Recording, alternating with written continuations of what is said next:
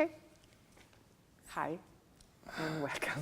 Thank you. And I would like to let you just very briefly say why you're here. In here having a wonderful exhibit of a new series of work that I've been working on for the last 10 years. And this is really the premiere for all of North America and Europe. So I'm very happy to be here. How did you come to choose Venice within Europe? Because that's what I understand. It's the first European, right? Yeah, I mean, well, Venice was sort of the capital of the world. Thank you. I agree. and for the arts and you know, the history here is incredible. So it was, I think, a very fortuitous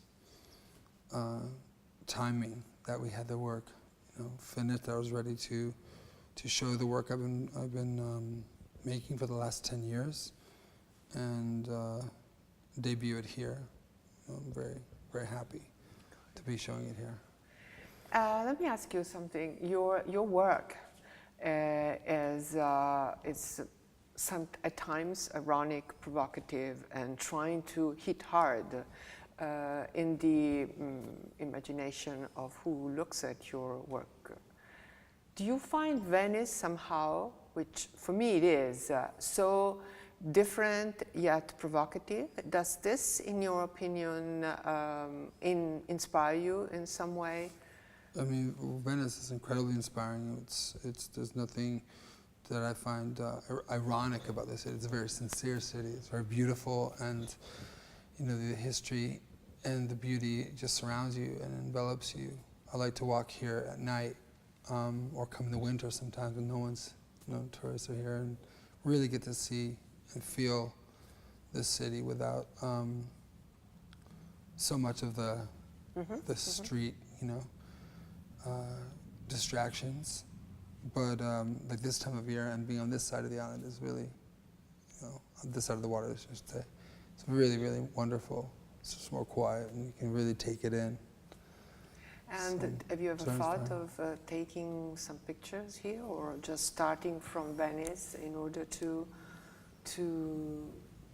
elaborate a strong message somewhere? You know, I haven't thought of using it, photographing as a location here, but that doesn't mean I wouldn't do it. But I haven't thought of it to do that. Well, maybe you don't have enough time now, but no, it could be inspirational for the next time. It's for me. I come here to kind of get the inspiration fills me up for me to go somewhere else and take the photographs. When I come here, I get so inspired by the work that's here, by the art that's here, the architecture, the city itself. Italy is always very inspiring to me anyway. You know, I love this country. So I get a lot of inspiration from the Italian artists, from the Renaissance to Fellini, on and on, you know, all the Italians, the way they live, they conduct their lives, the lifestyle of the Italian historically is something that is very inspirational, and of course the artists. So I get filled up when I come here. I don't come here looking for a location so much as I come to recharge. Of course, yeah. It's a spa for your mind, right?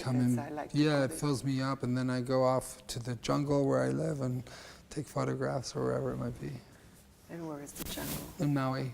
In Maui, Hawaii. And that's where you do most of your... This last series, the last 10 years, yeah. Just a very maybe stupid question. When you open your books, I have one actually that you gave me last time, and I saw it this morning again, in order to try to ask you a couple of questions. There are titles of some pictures, of lots of pictures, but then there is not really storytelling how those pictures came. For instance, that there are the portrait of the royals, the couple of Diana and Charles that I've seen at the end of the books, where they're kind of disassembled and you have hands, chopped hands here and there. The wax figures. Yes. Speaking of this series of wax figures. And the hands are very important in your portraits. And if we go, as you said, in Renaissance, the hands were there very The frequently. gestures, yeah. It was for two reasons sometimes. In order to give that you had open hands, you're not hiding mysteries, and also because by the gesture of the hands, you see a lot of the person, more than the face, which is imposed. That's maybe the same reason why you're using a lot of attention hands. To me, it says so much when you're photographing a subject, what their hands are doing. Right. And I'll come sometimes and just put the fingers where I want them. Exactly. Because it's a detail that your eyes go to from the face to the hands, and the hands will tell you whether it's a tense situation or whether it's something pointing to the truth or openness, as you said. The hands are very, very indicative of the feeling that the person's projecting. And in a photograph, which is a still, which I love photographs because it stops time, and now with the world moving so fast, you hear this being said all the time, the world's moving so fast lately, even in the last 5 years, people are saying more and more because of all the technology. I like photography, and I think there's a power now even more so that photography stops time. Frees a moment, so it slows time down to the point where it stops. And that's why I think there's even a power in photography. And that's why I like to do also large scale work. But in being that said, I want the story to be told within the frame of the photograph. Exactly. And part of that story, of course, when there's a figure involved, and I love photographing the figure, the gesture and the hands are so expressive because the photos can't speak, it's not film, so the hands are really doing the talking. And when you have someone who can't hear, there's sign language. And so the hands are extremely important, so I'm very much in agreement with you. They're very critical. And then other pictures, they are so full of elements that they are almost like a movie, like a storytelling themselves. Where out of the portrait, you go with large picture, which there is a very long story around the pictures. And how long it would take for you to set up that picture? Sometimes, I've worked on pictures for a year, but most Really? times a lot, yeah, there's been photos. So how does it come? It comes to your mind? Well, I make the drawing and Drawing. come in my head, the ideas will just come. Inspiration just hits when you don't expect it. And I sometimes will get an idea and not even know really what it means, and then I'll start working on a series or start working on the image. Usually I do drawings first, and then from there I start, depending on whatever it is, building the sets or however that goes. And then as I start working on the images, it will be revealed to me what it was about, what this idea was. First I just have this inspiration, and I don't quite understand it sometimes until I'm working on it. Then, this is what it means. I don't know. I don't even know why. So it's interesting. It's an intuitive way of working rather than a cerebral or intellectual process. For me, it's always coming from feeling and inspiration that just comes from someplace other than myself, I think. So it happens that sometimes you work on a project and then you put it on the side and you work on another one because it's not getting mature in your mind. No, I do work simultaneously. I do work simultaneously, but I keep working on things. I don't stop. Don't let them know. You don't put them in the closet. No. Not typically. My way of working usually just keeps going, but sometimes I'll pick up something that got left behind, just because other things came up.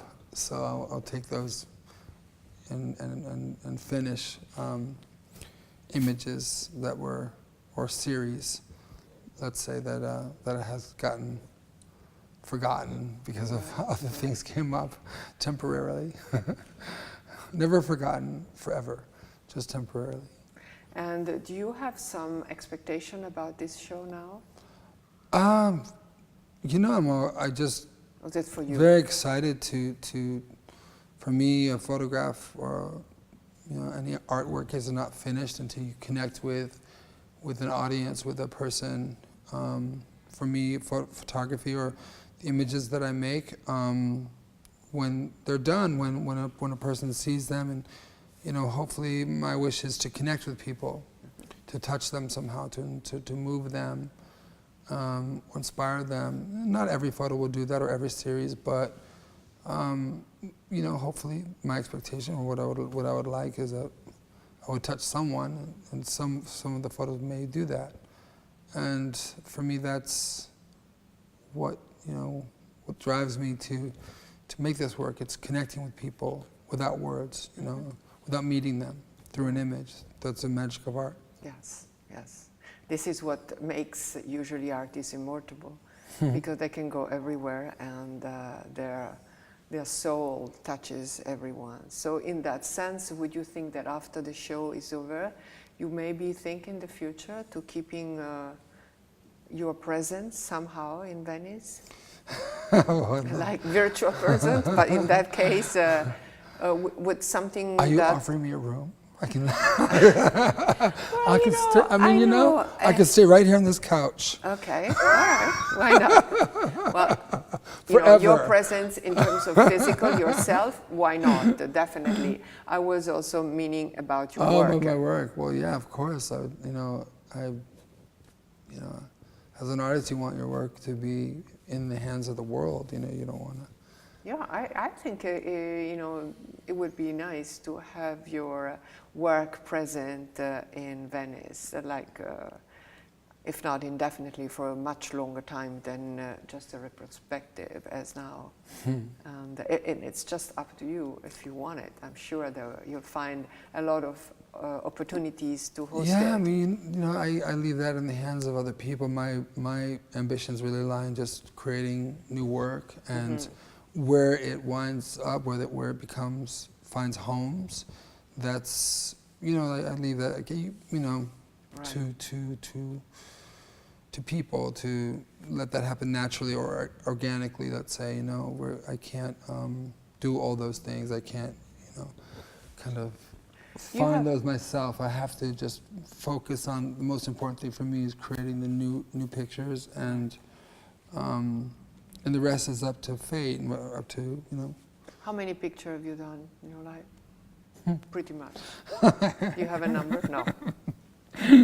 Yeah, it's been since I was 17.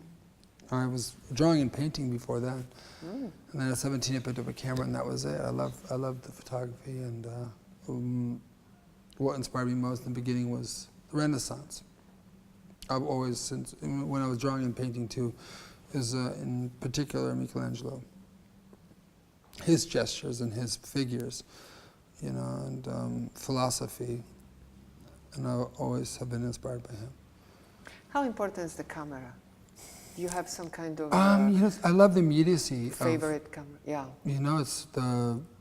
I've worked with all types, and yeah, I'm sure. Gone from analog to digital, but now I'm back working analog again. So to me, it's a tool. I like the immediacy of the tool, and before that I was drawing, and it was always the figure. And for me, working with photography, I like the collaborative aspect of photographing people, and then the solo aspect of working in the darkroom, which I did for many, many years, color, and all before that, black and white. So there's both this, camaraderie of making the photograph, of the sort of like putting on the show. It's like a very theatrical situation, and then after that, it's and before that, in the development process, it's a very solo aspect. It's me just alone making the drawing or coming up with the idea, or then afterwards, in the darkroom or finishing the image. And so the technical and the conceptual, it's a marriage. And the way it looks is very important to me. What it means is as important. So it's not just how it looks, it's not just form, it's also concept. It's a marriage. Mm-hmm. You have a team, I'm sure, that you work with, right? And for many years. Have you changed it, or still there are some people that follow you all the way? Yeah, I've worked with people. I like working with people and having a history with those people. And when you're working with people, you want people who are kindred souls who feel the way you do about things, who share your vision and your sense of humor, your, you know, beliefs. It's a pleasant way to work in a sort of family, you know, setting. Yeah, it's like a family, and you get to know these people very well, and when they're talented, you hang on to them because, you know, very talented people who share things in common with you, it's a very rare thing and very precious. So you want to keep that close. I agree, 100%. Sometimes it's not easy to get this perfect match, but when it happens, when you do, you feel it, and you know, you must protect it for take a long care time. of the people you work with. Another question is maybe not yet, you know, because your career is not finished. I mean, your production. But is there one work that you feel is something that either you cannot separate by, or the one that identify yourself more, you love more, has been more hard to make, or you have a special bond? There's many photos. I think the one that's funny, the one that they're using on the outside of the museum is very beautiful. You mean here? Yeah. Yeah. Yeah, it's made in 1986, and you know, so much faith went into that photograph because I was having these wings made, you know, way before digital, and I wanted these large wings that looked like they could fly someone, and with muscles. And I had like $2,000 in the bank, and it took me a year to find this person to make these wings in New York, where I was living. I was 20 years old, and I found this person who would make these wings, and yeah, I bargained with him because he wanted more money, and then, you know, but I took all the money I had in the world and I made these wings, and I didn't have money for food, but I made these wings that I designed that went down the back, so there was no straps here, because this is before they had the digital work. So even back then I was doing work that looked very magical. You know, people think everything is done on a computer when they see something that looks magical, but I've always been interested in the metaphysical, this idea of the soul. And the angel represents the soul, and I think the ancients, the artists from the Renaissance, had it correct when they imagined the soul as a winged figure. I don't think we've come up with any symbol or image better than an angel to represent the human soul. So to me, that was a very important image at the time. Because also, that was when living in New York City as a young person. I was 18 years old, and everyone started dying of AIDS, friends, young people. So it's like being in a war, and you wonder, where's everyone going? What happens to someone who's 20 years old, they're alive 1 week, and next minute, what happens? Are they gone? Is it just are we on a material plane, or is there something after this life? It made me ask a lot of questions at a very young age about what happens. Is there life after death? Is there, you know? So that's why I was exploring these ideas of the idea of the angel. You know, and I think it's sad sometimes I see it being used in such trite ways, you know, it's like Victoria's Secret. Yeah, well, I was just about to say. But that came much later. Yeah. That was 20 years later. I know. And ironically, the person that made the first wings, he was just starting out. It was the same guy. He now, 20 years later, after that, he started making the wings for Victoria's Secret. Because those pictures, you know, in 1986 they were shown of the angel, and they were seen a lot, you know, and you know, I think that got him started as well, because those pictures were in New York, you know, and people saw them, and they're talked about those photos, the angels, and was then he was approached to do something else. So, yeah, that really, for me, you know, it goes back to a more innocent time in the 80s, and a time of exploration of metaphysical ideas that I still am very much interested in today. And those analog pictures I'm reworked and have come full circle now with this new series, which we're showing here for the first time, A New World, which is going back with these negatives and painting on the negatives, and, you know. And then producing. Yeah, analog. Well, so that's back into the, you know, and the same theme, the same questions. Yeah, but there's a return and coming over, back and forth. You know, innovation is not only changing everything, but like bringing the past and reproducing with a new line, a new vibe. So that's what I think it's part of us. You know, the more we grow, we get more knowledge, but then we are curious to just test it, you know, and stretch it out somehow. Is that what you do? Well, this has been really excellent. I really like to hear, and it was very coming from you, and I'm sure that I cannot ask you more, except for maybe a banal question. Again, it's talking about this city, you know, everybody feels they know everything, solution. I think Venice is only a city that needs to be lived, and loved and lived, but not even too much. What do you think? What would you like to think in the future? To come back here and find exactly your seduction of the first day? Or what do you, it's your message to the people, just leave it alone, you know, don't put too much heat, maybe, you know, heat kind of burns things. Well, the world's heating up. I mean, you know, in more ways than one. You know, we have a lot more people on the planet, you know. When I first came to Italy, it was my first job as a photographer where someone flew me somewhere, and they flew me to Rome. It was early 80s, and, you know, there was a lot less, 20, you know, a quarter less of the population of the planet then, you know. So the world, and now you have a lot more people traveling. And so when I went to Rome for the first time, I went to the Vatican and went to the Sistine Chapel, and it was quiet, you know. And then going there last year, I had an exhibition in Rome, and it was like a circus. It was so loud, people screaming, and so crowded, and that, you know.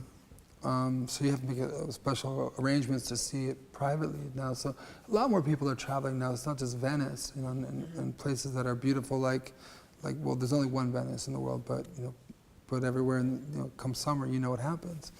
You know, there's just a lot more people. So we take the quiet moments, and you have the incredible gardens back here. You take a moment to just enjoy the solitude, and, you know, it's the way the world is. We can't hang on to the past too much with sort of nostalgic melancholy. No. You know, like, but we have to accept what things are, and that we, you know, can't go backwards in time, and just find the good and be grateful. You know, that a lot of people are sharing it and seeing it for the first time, and so that just means if we want to walk around Venice, we have to set our alarms for 3 a.m. and we go walk around the city. We have it all to ourselves. You're absolutely right. It's almost like the jungle, no? Even in the jungle, you have to work out some respect to the animal that lives there and to the wildlife. And it's only a question of maybe of respect to know exactly that things has to be taken slowly and not just heat everything in one. Right. Things, you know, growth, you know, everyone talks growth is so important, but, you know, cancer is a growth as well. You know, so yes, should there be limits with like cruise ships and things? I think there should be. Well, I don't think, I think there should be some sort of limits on certain things like that, because there are some things that are very damaging. You know, and they're not a positive contribution, you know what I mean? And it's a special place, and for it to remain special for everyone, there has to be some kind of limits put down, you know, and that's a stuff for the people who live here to really decide that, you know, and make those limitations. Yeah, well, it's a common sense limitation, I think, as always. Yeah. Well, David, thank you so much, and I hope you come back. We'll give you a couch or something better if you want to come back. This is like the best couch ever, that I designed, especially because you can use it for whatever reason. You know, you never know. Sometimes you fall asleep in a couch because you're tired. You can have a lot of people sleep on this couch. No. Well, you want to be in company sometimes alone. You can fit a family on this couch. Well, it could be a good setting for your pictures, where you put many people together. Well, think about it. You can have it as a setting for your next picture. Thank you very much. Okay, thank you very much. Thank you. Grazie.